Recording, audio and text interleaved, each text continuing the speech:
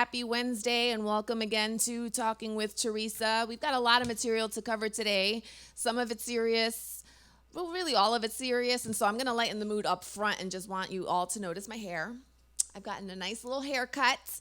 It's funny because for women, hair is such a defining characteristic of our identity. Like there's so much that women put into in their hair with respect to the amount of money they spend fixing it, straightening it, coloring it, getting wigs, getting extensions, getting all these different kinds of things. And for me personally, like learning to manage my hair has been like a lifelong journey, and I got pretty good at it until I discovered DC humidity.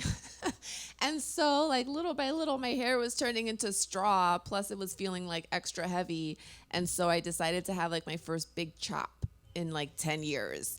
So I like it, and I haven't seen it curly yet. So we're gonna see how that all turns out. But yeah, so I'm kind of feeling very summery. Yeah, so we're gonna have a good show for you guys today. We're gonna talk about a lot of different pressing issues. And then we're going to wrap up with just a quick intro to what I'm going to call Comedy Law 101 and start talking about the different elements of business that you either might want a lawyer for or might want to at least consider taking in a more like formal, serious approach to some of the business decisions that are getting made, because a lot of the times I see people,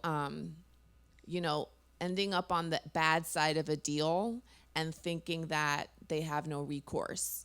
And so that's something also I want to bring to the table. But first, we're going to start with our new segment, The Real Woke Files. And we have a crisis going on in our country. There's no denying it with respect to the treatment of one swath of people that, mostly is termed Hispanic. And I'm going to talk in a little bit about why that term is inaccurate. But what we have are, these crowded, disgusting detention centers that are forcing children to sleep on concrete without soap, without diapers. They have now placed children as young as 2 with other older children in the cages. So there's no adult supervision for any of these kids. The 13-year-olds are taking care of the 2-year-olds, are trying to change diapers that they don't have, are giving them extra food that they don't eat themselves. And I think 7 or 8 children have now died in U.S. custody. So the idea that we as a country have now in 2019 begun treating people worse than cattle, because cows are treated better than this. Like they give cows really good grass and all these really good things, and like so that they can get nice and fat and ready for the slaughter. I mean, what's happening to human beings, to men, to women, and to children, and particularly to children, they have not only the trauma of the journey, but they have the trauma of detention. They have the trauma of being separated from their parents. And then they also have the trauma of now being caged like an animal without basic life necessities. I have a couple clips from some reporters who've gone down to like check out the situation. And so they summarized their findings. I don't know if you want to pull that up. Yeah, so they had some children were sleeping on concrete floors, eating unpalatable and unhealthy food. They're being served instant oatmeal, instant soup, and a previously frozen burrito. Typically, under the law, they should only be spending 72 hours in detention, but they've now been there for weeks on end and have been told that it might be months before they're let go. We can scroll down. So, in contrast to what the actual conditions are, we actually have government officials who are committing perjury in court. And that's something that I think is very noteworthy, because a DOJ lawyer has now told the Ninth Circuit that safe and sanitary doesn't include hygienic items. Sanitary and hygienic seem to be synonyms, but they don't seem to be entitled to things like soap, toothbrushes, and can sleep on concrete floors in cold, uncrowded cells. homeless shelters are better conditions than what these people are getting. And there was no reason for these kids to be separated from their parents. And that's another thing we're going to get into. So there's a little known fact about undocumented immigrants. When undocumented immigrants arrive in our country, they have a year to go to the immigration court and essentially tell them who they are and apply for asylum. When an immigrant does that and seeks asylum, they're given an independent tax identification number called an ITIN. And using that ITIN, even though they are not citizens, even though they have no right to public services like food stamps or welfare, and even though they are here with the threat of deportation and being treated like a caged animal, these people are required to pay federal, state, and local tax. If they don't get an ITIN, most undocumented workers will use a fake social security number.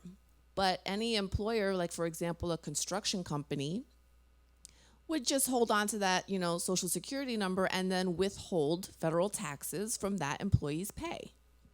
And because they're not citizens, okay, they pay a higher percentage of income tax than the average poor American. And the Migration Policy Institute, a nonpartisan institute on taxation and economic policy, and the Nonpartisan Fiscal Policy Institute has estimated that undocumented immigrants provide $23.6 billion a year in federal taxes alone. That doesn't include what they pay in state tax. That doesn't include what they pay in local tax. And it certainly doesn't include what they pay into our economy with respect to housing, utilities, food, and other basic life essentials. The same basic life essentials that are being withheld from them in these detention facilities. So the economic argument against immigration is actually unsound, because when these people report their income, because they're illegal, most likely they're going to be paid in cash. If they were citizens, they would have to pay taxes on all the income that they've earned. So this $23.6 billion in taxes is only income that they've paid on what we know that they have earned. But they probably have earned more, but have to also survive. So they have no representation, no vote, no social public services. They're paying money in federal taxes and have been told that they can be deported at any time. Even if a person with an attorney and a hearing date goes to court, there is a new trend where undocumented people are being warned that just going to court may result in their detention. And so this is, I think, something that requires a little bit more reflection, because in DC, what are the things that was said on our license plates? Taxation without representation, right? This is a whole group of people that's being taxed and are not represented. They have no voice in our system. They don't drain our public resources to the extent that they don't offset it with their contribution. Because again, we're only talking about taxes. We're not talking about what they actually contribute economically, working in farms, working in, poultry factories and different disgusting jobs. I know a 13-year-old boy who's spending his summer going to his mom's cleaning job every single day, because if he stays home, his father will beat him. They're El Salvadorian and they're undocumented. These are the kinds of things. She can't go to the police and say that her husband is beating her, because that would risk the police finding out that she's an undocumented person and would turn her into ICE, even though she has a case pending. It doesn't even matter anymore with respect to detention whether or not people have cases pending. The Trump administration is kind of taking people willy-nilly and trying to sort it out later, which is what we're seeing with the separation of kids at the border. They're losing track of where these children have gone. I don't know if anyone's familiar with the American foster care system, but it's not something any child, American or otherwise, wants to be in. And so for the government to claim that these people don't have a right to be in the country but then they send them to somewhere in the country and forget where they are, that doesn't make any sense. How are you going to say they shouldn't be here and you let them stay and then you forget where you put them? That is the kind of thing that's happening. And it's more so, let's not forget that our country has a history of psychological warfare, okay? The reason why millions of African Americans remained in their bondage was because of the psychological warfare that was involved with lynching, with beating, with raping, to the point where, you know, even though they were vastly outnumbered, white people were able to assert control over another group. Okay, that's really all it comes down to. And so now we are in this situation where an unofficial war has been declared against anyone of so-called Hispanic heritage. So much so that some birth certificates that were given to US citizens are now being revoked and saying they have to go back and prove that they were actually born in the United States. And so people who had legal status as US citizens are now essentially being stripped of their status. So we have a humanitarian crisis. And the thing that's funny about it, or not funny, but ironic, is that they're using, and by they, I just mean the establishment or whoever's in charge, they're using all kinds of alternative explanations for why this treatment is okay. Oh, it's bad for the economy. You know, it only costs them this much versus this much. Like, it's all things to hide their true intent, because that is what our Supreme Court has said historically. Okay, historically they say there's an extra burden to prove that something is harmful when it's not a direct harm. It's kind of like a subversive type of harm, which is what's happening. So right now we have children in cages, 900 people in one cage, urinating on themselves and defecating on themselves and not having eaten food for days. That is the treatment of human beings that our government is allowing. And so if they are allowing this to happen to people who are actually perfectly within their rights to apply for asylum and to work and pay taxes while they await their asylum decision, if we're doing this to people who are actually taking advantage of US laws, what's to stop the US government from doing things like this to its own citizens? Because in the past, with Japanese internment, US citizens were put in camps. We are not very far from where we used to be. And where we used to be is a world where racism and violence was not covert. It wasn't on social media. It wasn't, just, what a lot of things that go on in terms of cyberbullying. These are real life people in real life situations who are essentially being tortured for no other reason than they wanted to come to our country. So I think people need to have a more robust understanding of exactly who these people are. So with that, I decided I wanted to break down a couple of terms that are related to Hispanics. The three terms are Chicano, Latino, and Hispanic.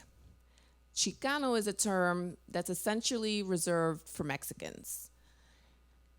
In Mexico, Mexico is a country, right? And all those little demarcations that you see are their versions of states. If we just put the US up real quick. So the way we have states, it's that same way we have states, Mexico has states. We can go back to Mexico, right? So in Mexico, the culture is pretty uniform. However, historically, higher income Mexican Americans would, I'm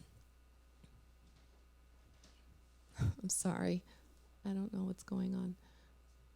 Okay, so higher income Mexicans would basically look down on what they considered the lower class.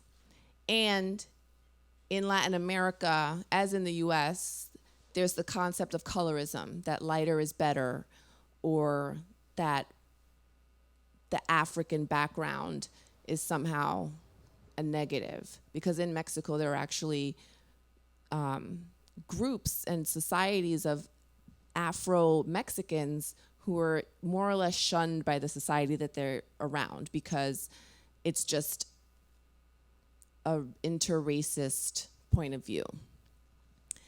So Chicano actually used to be the Mexican version of the N-word. When people from higher status wanted to speak in a derogatory way about, Afro-Mexicans or just lower class Mexicans, they would use the word Chicano. But in the 1960s, Chicano was kind of like reappropriated by the people in the same way rappers now use like some version of the N-word and saying like, yeah, we've taken that word and we've made it our own. Mexicans took Chicano and made it the name of their civil rights movement in the 1960s, which advocated for, at the time, the primary economic job for Mexicans was working in fields and working in farms. And they faced, conditions where it was like, it's slavery is when you work and you're abused without pay, okay? Indentured servitude is a concept where you have no other choice but to work for this person. And you are going to get paid a minuscule amount of money. So that for that reason, it's not slavery. But what was essentially happening was that these people were working in fields for $18 for 18 hours a day for basically $5 at the end of the day. So it wasn't a living wage. They didn't have breaks. They didn't have food. They didn't have water. And so they started a civil rights movement. The other way that Mexicans refer to themselves, especially in California, is la raza. So they have those two terms to describe, Mexican Americans and like the pride now that they have in their heritage. Hispanic and Latino are two completely different things. Hispanic, if we can pull up Spain. Okay, I didn't circle it, but right where the box of talking with Theresa is, like pointing, the pointy top left, yeah, there, thank you. That's Spain, okay? What do we know about Spain? Spain was the freaking conquerors, right? So Christopher Columbus and all those people came from here and then made their way, like, if we could put like the Banks or the South America one. Yeah, so they made their way over here and the Caribbean. They made their way to the Caribbean and brought a version of their language with them, okay, which is Castilian Spanish. If you've ever heard a Castilian person speak Spanish, it's very annoying because they pronounce the S as a TH. So instead of saying, muchas gracias, they would say muchas gracias. And I'm like, okay, that's annoying and it's pretentious.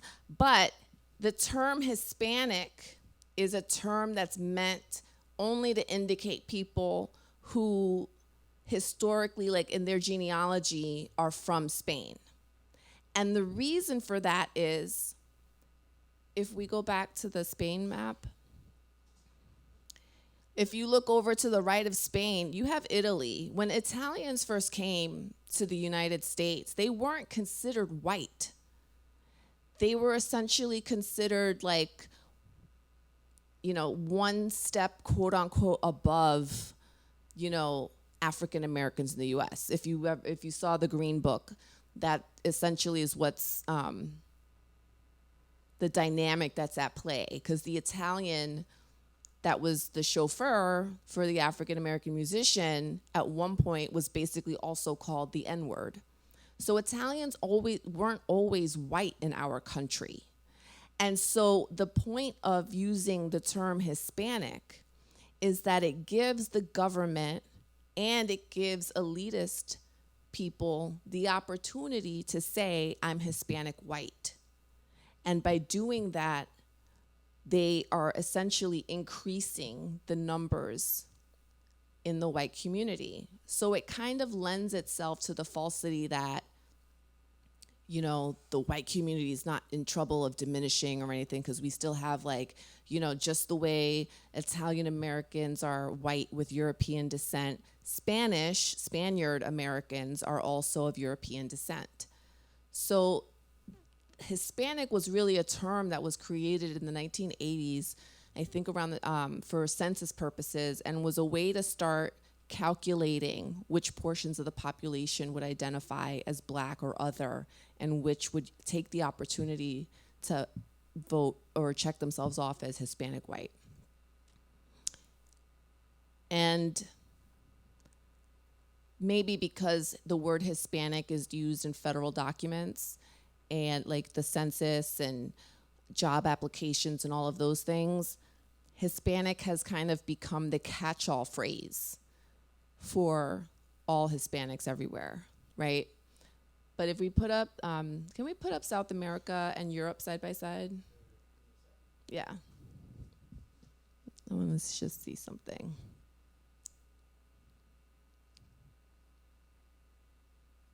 But the point of this is, you know, the assumptions that people make. If you look at Spain and France and Italy and Germany and Poland, right?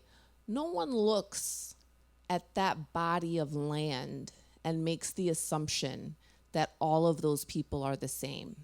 No one looks at that body and assumes that all of those people have the same culture. Because just because they're on the same continent, we're talking about people who are thousands and thousands of miles away from each other, who didn't have transportation or modern technology. These are all groups of people who have established their own cultures, their own traditions, and their own political outlooks. So if we can look at Europe and be very distinct about the fact that they are each different countries, we should be able to also look at South America and realize that Peru has a completely different culture than Brazil, which has a completely different culture from Argentina, which has a completely different culture from Colombia.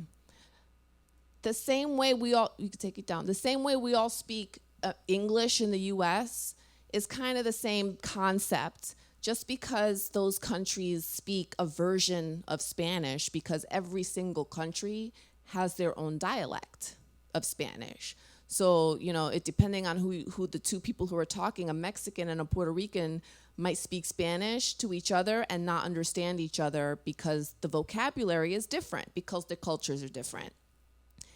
And so people who recognize the fact that we're not homogeneous, we're not all the same, okay? People have different cultures, the same way Cuba is known for producing, you know, stereotypical, egotistical, Republican-thinking Latinos who live in Miami, right? You also have Mexicans who are fighting the current government, which is the Republican government, because they aren't being treated well. And then you have US citizens in the island of Puerto Rico who still haven't recovered and suffered thousands of related deaths because of Hurricane Maria. And so, but that culture of that island is completely different from Mexico, and is also completely different because of the communist nature of Cuba. That culture is completely different from Cuba as well. So, excuse me, the point that I'm making is the catch-all for all of these people should not be the word Hispanic, because Hispanic essentially just means from Spain. The catch-all phrase for all of these people would be Latino. And the reason for that is because Latino it has its roots more into an indigenous community, and it refers to people who have some kind of indigenous background. And basically anyone who speaks Spanish who doesn't live in Spain is going to have an indigenous background, because every single place that Spaniards went to had people who were already living there. Every continent that they went to had people who were already living there. And so everywhere Spanish is spoken in the world other than Spain, you're gonna have people with indigenous backgrounds. And so Latino is used to like encapsulate that group of people. So Hispanic is very, very narrow. Latino is very, very broad.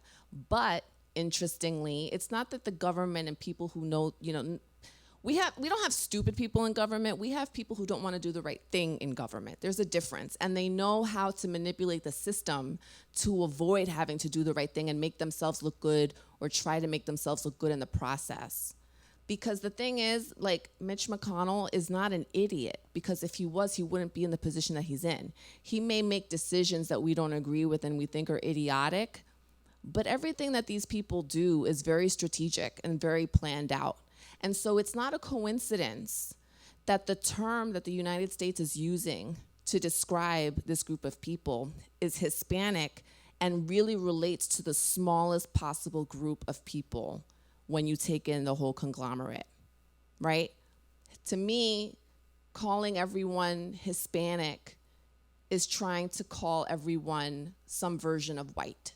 Because if you look at our census now, and if you look at mortgage applications, what do you have? You have the first option is completely separate from everything else, and they call Hispanic an ethnicity. And so you can say Hispanic white or Hispanic not white, right? And so the government is trying to take this broad group of people with indigenous backgrounds, with African backgrounds and African blood and indigenous blood, and trying to shift anyone who's light to identify themselves as white. Because what have we seen? White is right, and according to like US society. Because if you're not white, you're just treated in a completely different way than your white peers. That's just the way it is. That's why they say white privilege. It exists for a reason. It's not a term that just came out of thin air. So those are the terms that I think people need to use with a little bit more caution and a little bit more wokeness, because when we as a people try to advocate for different rights or different changes to the law, the problem with Latinos is that because the cultures are so different, they clash. And so the Latino community as a whole, to me, isn't as organized as it should be, isn't as organized as, Asian American groups, like, for example, in the legal profession, because they all understand that to succeed, you have to combine forces. And in the Latino community, there's a lot of infighting and there's a lot of bickering that I think negates us from being able to make the progress that we need to make. And so whenever you're talking about someone of that descent, I really encourage you to use the word Latino. That's the word I use and prefer. That's the word that I think is the most accurate, unless you meet someone from Spain who, pronounces their S's with a TH, you can call that person Hispanic. You have my permission. So that has been today's episode of The Woke Files. We're going to take a quick break, and I'll be right back. The same people that have been watching the show, that's been talking about you, that's been hating on you, are the same people that when you are that motherfucking lawyer, excuse my language, that is running it, that people gonna have to make sure they have great appointments for you, are the same people that are gonna say, I always knew she can make it. I always knew she was the shit. Man, that's my girl. You just gotta let things develop yourself. If anybody that wanted to do business with you and don't want to do business with you right now, guess what? God has worked to move that raggedy ass sponsor out of your way. You don't need them. Mm-hmm. You don't need them. You have to understand, sometimes we get caught up, and sometimes you in the middle of a storm thinking that it's never going to stop raining. It was raining like shit yesterday. But the storm's setting up something so sweet, though. So sweet. Thank you. Just sit back, relax, keep doing your thing. The flowers can't come. The same people. Right, the other day I'm at Starbucks, right? And this guy's like behind me. He's like, "What do you do?" And I'm like, "I'm a lawyer." And he goes, "Oh shit, Ma, that's what's up." Let me ask you a question. Hypnotic.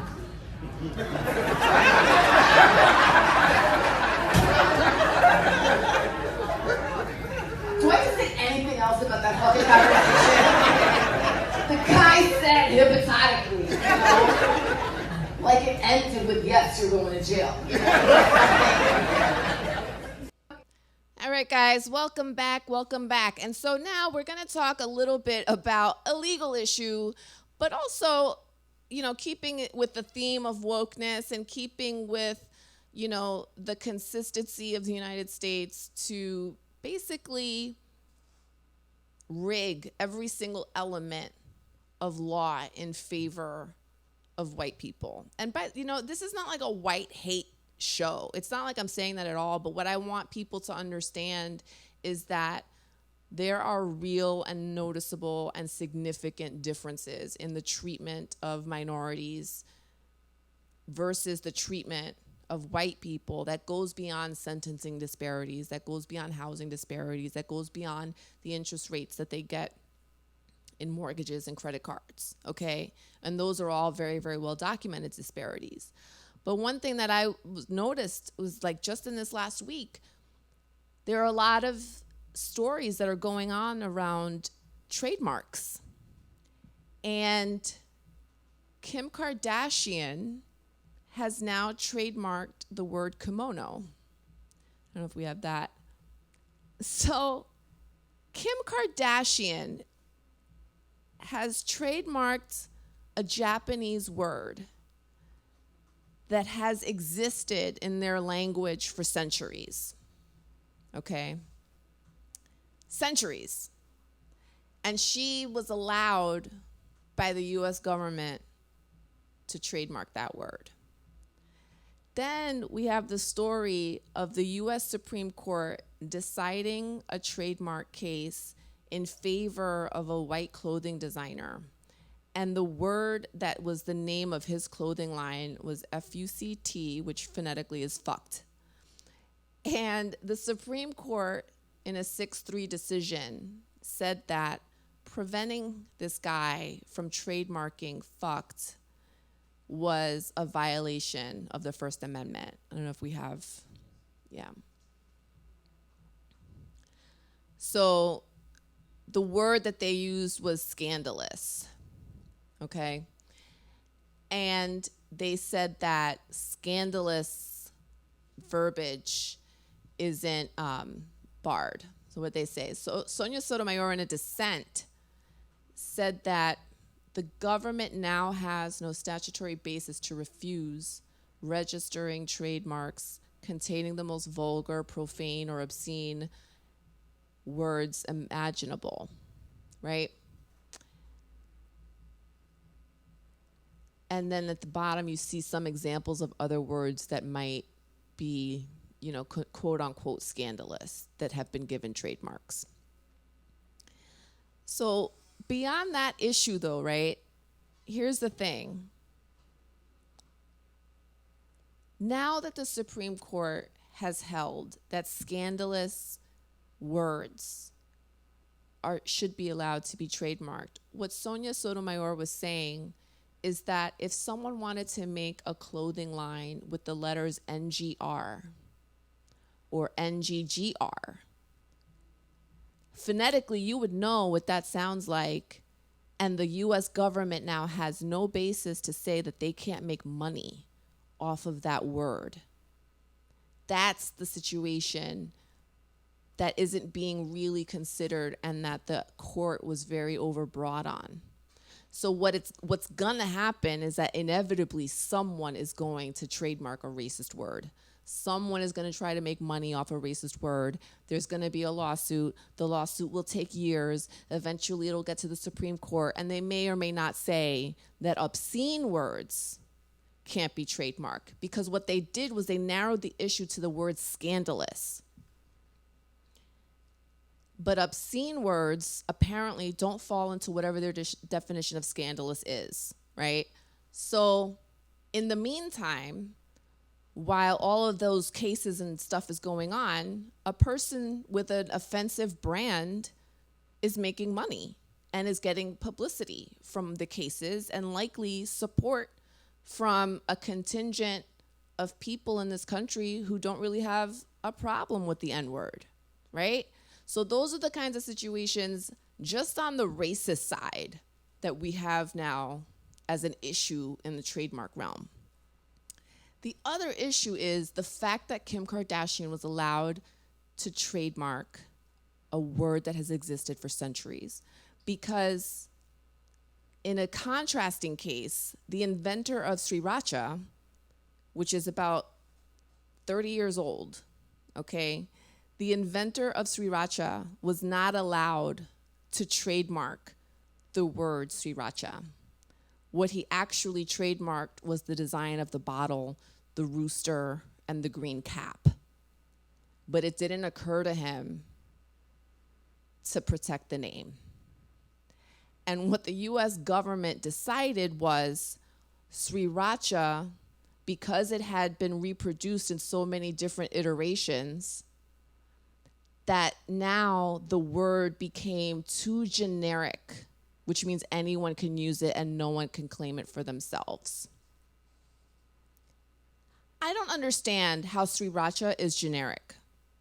It's like saying, because the other thing, again, it's like it's only been around, at the time that that decision was made, it had only been around for like 24 years.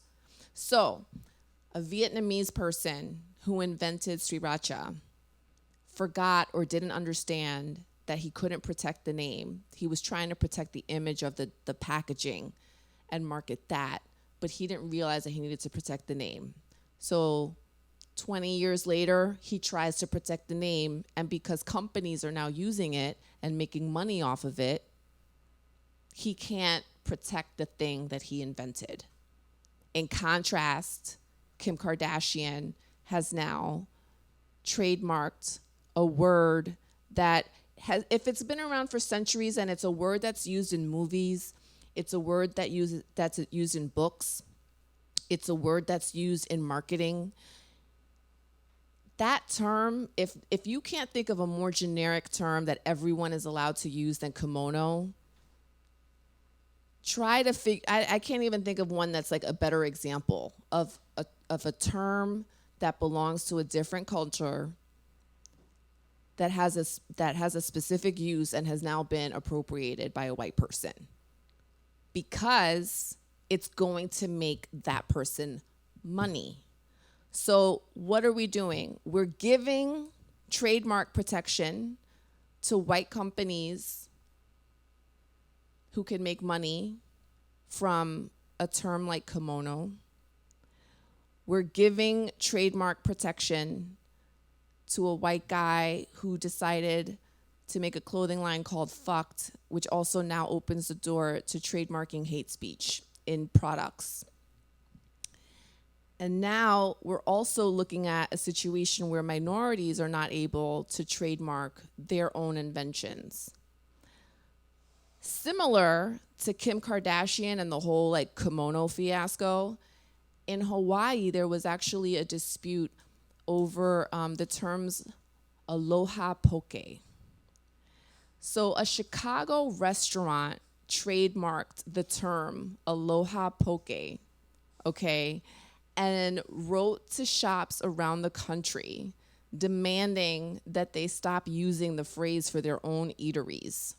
Because in Hawaii, what my understanding is, and I actually spoke to some people in Hawaii about this who were helping with the protest, poke is like saying pizza in the US. So the equivalent is like saying, that is a general term or generic term for Hawaiians. And so that's like saying you can't use the word pizza in your business. That's how common and generic poke is there, okay? And so lawmakers are now trying to figure out how to protect the name, you know, the words that are in their culture. I mean, someone's already, by the time legislation gets going, more and more people are going to be figuring out iterations of words and appropriating them to make money so that it prevents the actual inventors from getting their credit. Okay? Poke is a Hawaiian dish. It was invented in that island. It was made by like their natives. Aloha is like the most common word in Hawaii. It means hello and goodbye. So the fact that this Chicago-based company was allowed to create Hawaiian-themed restaurants using a trademarked phrase that is completely common and part of the culture of Hawaii, again, it goes to show the treatment of Americans who are not white. You know, we have Puerto Ricans still recovering from Maria. We have Hawaiians who are getting their land stripped away from them by Mark Zuckerberg of all freaking people. Mark Zuckerberg bought a gigantic piece of land in Hawaii that was supposed to be preserved and now wants to build like this gigantic mansion and prevent locals from accessing what should be a publicly available beach. Like, these are the kinds of things that we just see more and more, and it's more and more flagrant. You know, I know that Silicon Valley millionaires are now trying to buy property in Old San Juan, Puerto Rico. And Old San Juan, for those who don't know, is like the most historical part of Puerto Rico. It's where like centuries old churches are, and they have forts that were there built by the Spaniards to prevent from attacks. And so what they're trying, and it's a small section of the island. But what they're trying to do is they're trying to buy up all the property in Old San Juan so that they can make it the first cryptocurrency city in the world. So super, super rich people are buying a ton of property in Puerto Rico while Puerto Ricans starve and live without electricity and clean water, right? And are showing off their like exorbitant wealth, and then also now precluding the locals from access to that land, because even though the beaches are all public, you would have to go on private property to access them, which is why hotels get to do what they do on different resorts. So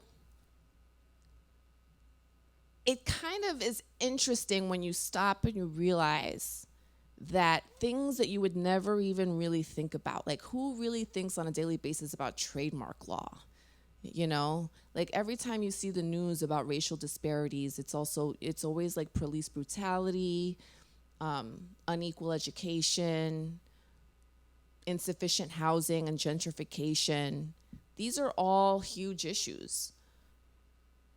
But then it also bleeds into things that prevent people from taking advantage of the system that's supposed to protect everyone. The system is a system that's broken because the people within it are broken. The system itself, the way it's designed, it's fine. It's the people running it that are the problem.